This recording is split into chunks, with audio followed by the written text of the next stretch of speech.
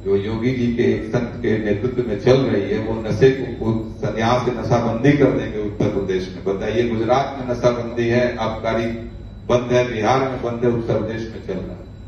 अगर जिस दिन उत्तर, ठीक है, रेवेन्यू के और भी बहुत रिसोर्सेज, बहुत बड़ा स्टेट है हमारा, लेकिन शराबबंदी हो जाए तो यहाँ बहुत से अपराध अपने आप समाप्त हो जाएंगे।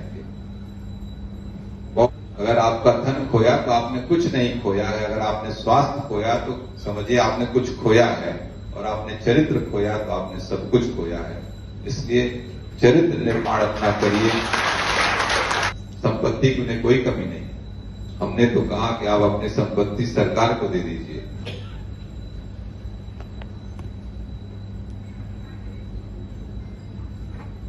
एक बात इस बुकलेट में लिखी गई, हम लोग नशे के उस पे विरोध में है।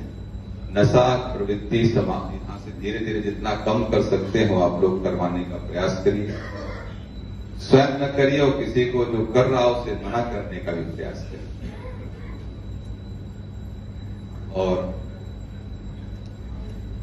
गांव व्यायामशालाएं बन रही हैं, सरकारी स्तर पे भी कुछ काम हो रहे हैं। नहीं तो हम सामाजिक स्तर पर भी अपने संगठन से भी कहूंगा, राष्ट्रवादी नौजवान सभा के साथियों से, गांव में लोगों से सहयोग लेकर, सहयोग आपस में होकर के हर गांव में कुछ न कुछ एक व्यायामशाला को निर्माण हो, ताकि लोग अपने शरीर पे ध्यान दे सकें। स्वस्थ शरीर स्वस्थ मानसिकता का परिचायक होता है।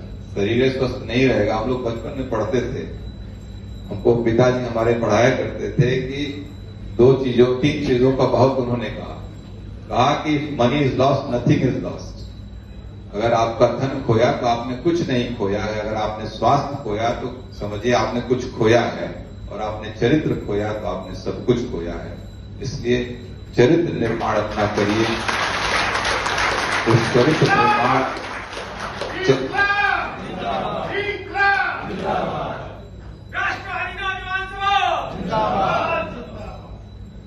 और आज हम माल्यार्पण करने के बाद एक वृद्धाश्रम में भी गए। समाज कहां जा रहा है देखने की आवश्यकता है। कई लोग उसमें परिचित भी मिले उस वृद्धाश्रम में। कई लोग ऐसे मिले जिनके 3-3 बेटे हैं, और लेकिन वो उनको बेटे उनकी देखभाल नहीं कर सकते, वृद्ध पिता और वृद्धाश्रम में पड़े।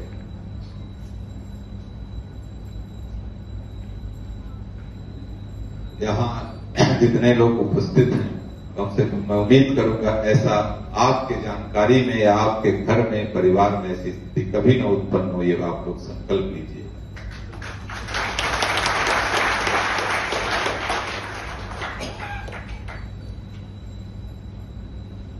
एक पिता तो ऐसे मिले हमारे परियामा के थे, वो परिचित थे हमारे। उनके एक बेटा है, संपत्ति बहुत है, बेटा उनको भी मार दिया, आंखों को चोट लग गई, बेचारे जाके वृद्धाश्रम में रह रहे हैं। संपत्ति की उन्हें कोई कमी नहीं। हमने तो कहा कि आप अपनी संपत्ति सरकार को दे दीजिए, और वहीं पे अपने घर में ही वृद्धाश्रम खुलवा दीजिए, ताकि कुछ लोगों का और कल्याण हो। ऐसे पुत्र से क्या फायदा है जो अपने पिता के ऊपर हाथ उठाता हो और अपने पिता का आदर न करता हो, उन्हें घर से निकाल दे। इसके लिए संपत्ति इकट्ठा किया उन्होंने।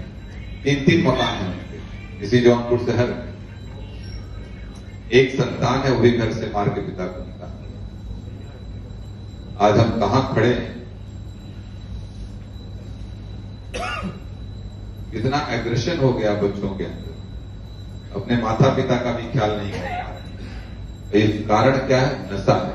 बता रहे थे कि मेरा बेटा बहुत शराब पीता है। जो नशे की लत में रहेगा, अपने माता पिता कहां से आदर करेगा? इसीलिए यहाँ जितने लोग उपस्थित हैं, विनोद भाई आप भी अध्यापक हैं, अपने बच्चों को पढ़ाते हैं, तब कक्षा में कहिए। और खासतौर से बच्चियां जो है हमारी, मैं तो बच्चों से जब स्कूल्स में जाता हूं तो उनसे कहता हूं, अगर आपके पिता भाई कोई नशा करते हैं उनसे बात मत करो, अपनी मां से कहो उन्हें खाना न दें।